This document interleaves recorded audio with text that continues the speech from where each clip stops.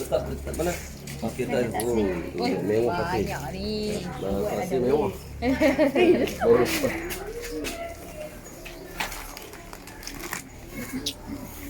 Mami sini kita tengok dulu kita nak belajar nak belajar.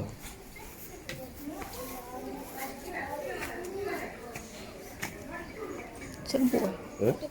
Habuk pun ni. Kan papan. Habuk. Boleh bagi tahu bahan tu? Nanti saya bagi satu-satu. Sekejap cikgu. Saya nak bagi dia kembang sikit. Okey.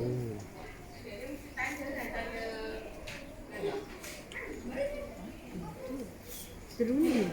Ini je lah Ustaz yang akan dengar Serunding. Pandai. Dapat markah. Banyak markah serunding. Mesti Hamzah suka serunding kan Hamzah? Serunding daging.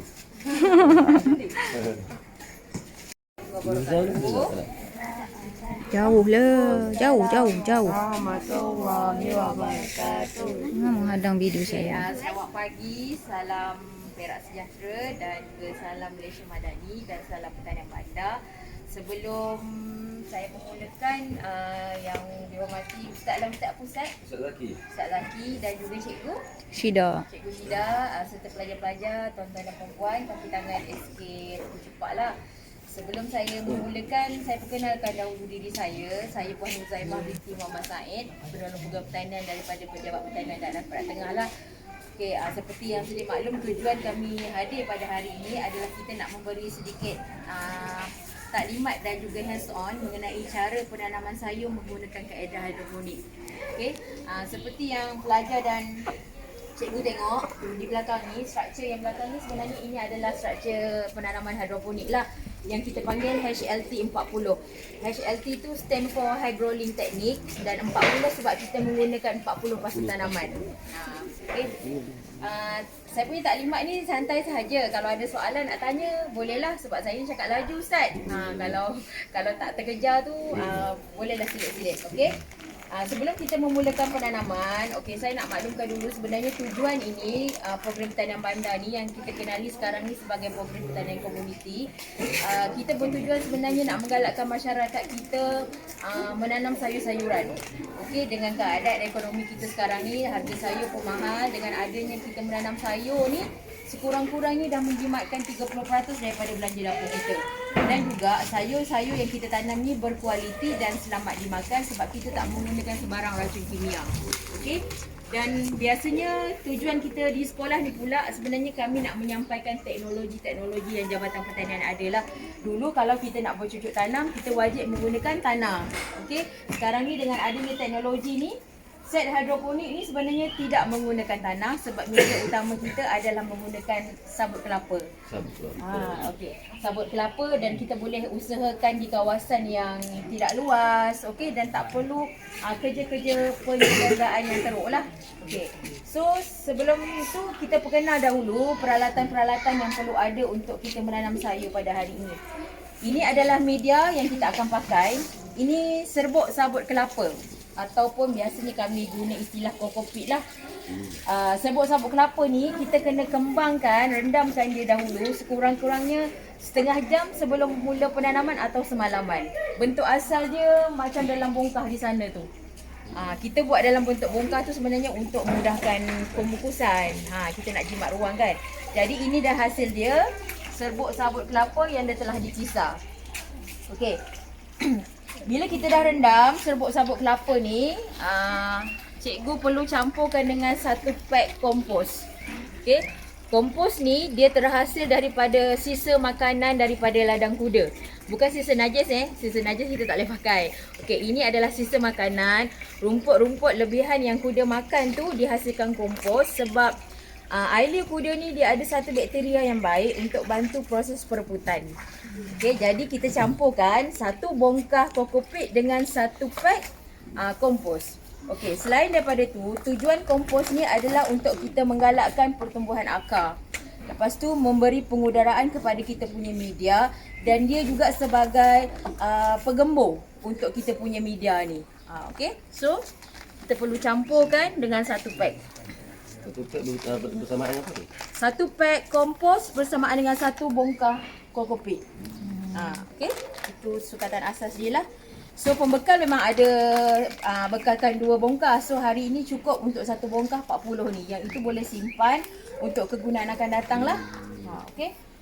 Okey, kompos ni kompos pula. Kokopit ni pula kita boleh pakai untuk 3 pusingan tanaman.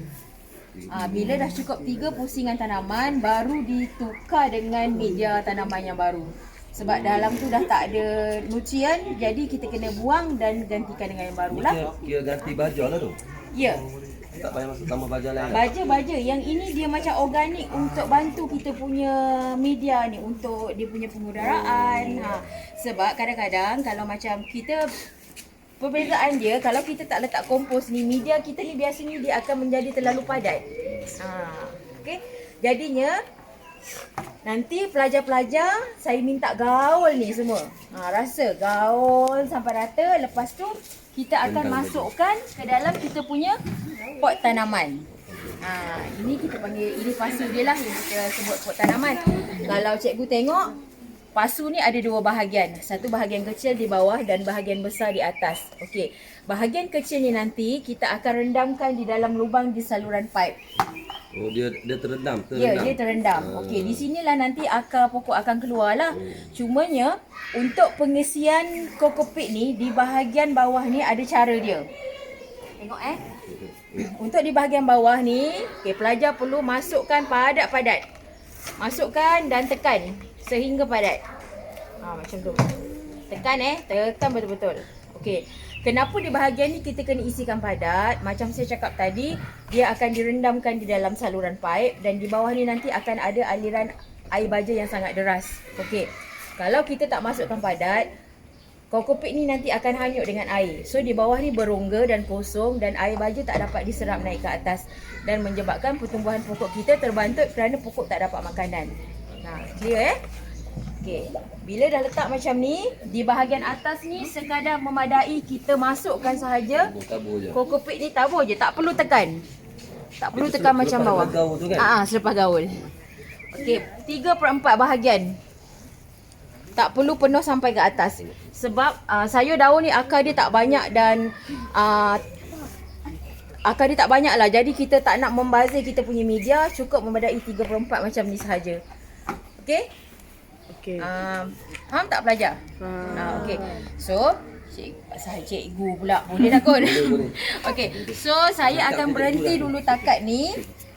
Pelajar, kita readykan dahulu sehingga kita mengisi. Lepas ni, kita pergi ke next step seterusnya. Okey? Minta gaul dahulu. Lepas tu baru masukkan dekat dalam pasu ni. Okey, boleh bergerak. Boleh gerak, kita gaul, rendang daging kita. Kita rewang dulu. Tak apa, ini selamat tau, tak ada apa. Nanti lepas ni kita cuci tangan bersih-bersih sahaja. Kita nak nanti kita nak masak rendang lagi. Boleh gaul dulu. Gaul sampai rata ya. Tak apa dia letak tepi dulu. Masuk klinik. Okey. Gaul ya, gaul. Gaul, dua tangan. Masuk dekat duduk ni. Okey, gaul. Dia tak ada apa, tak ada ni. Tengok. Gaul baru ni, bagi semua kena. Gaul. Ya. Lori yang jemaat wei. Biasa kan, pegang kan. Otak kami. Bawah-bawah dia. Gaul bagi gelai, jadi gelai. Kecil-kecil bagi gelai. Boleh masuk kan? Boleh masuk. Boleh masuk lagi. Boleh, join sini. Rasa. Best. Bukan senang nak dapat buang ni. Ni. Bukan ada apa pun. Kan? Nasri sini. Jangan dia tengok saja. Pergi dah. Go. Lagi boleh masuk tangan. Masuk di belakang ya. Sini boleh lagi ni. Masuk sini. Dapat sini okey. Bagi ruang. Kita buat. Kena 40 ni crazy. Habiskan 40. Habiskan 40 ni crazy cepat. Tekan. Tekan. Lagi Tekan lagi. bagi dalam ni. Oh, asal tekan dalam lagi. Tekan lah. Tekan tak apa dia ada. Tengok dah dalam. Okey. Terus atas letak biasa je.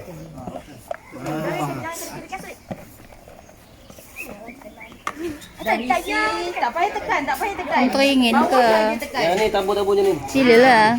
Lepas tu boleh angkat, letak dekat ni. Kacau sikit. Jangan mesti dia tak penuh sangat. Penuh ke tak? Cukup Ustaz, okey. Ni, dia sekarang ni. Macam tu. Buat lagi sampai habis masa dia.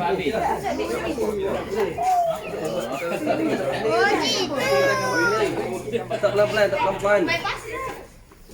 Kita bakal lemah lah.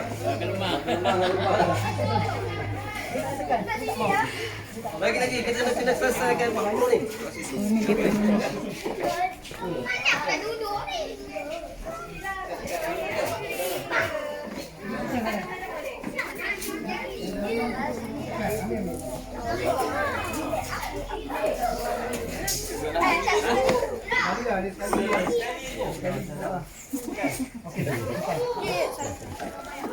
Bagi tengah ni je. Lagi.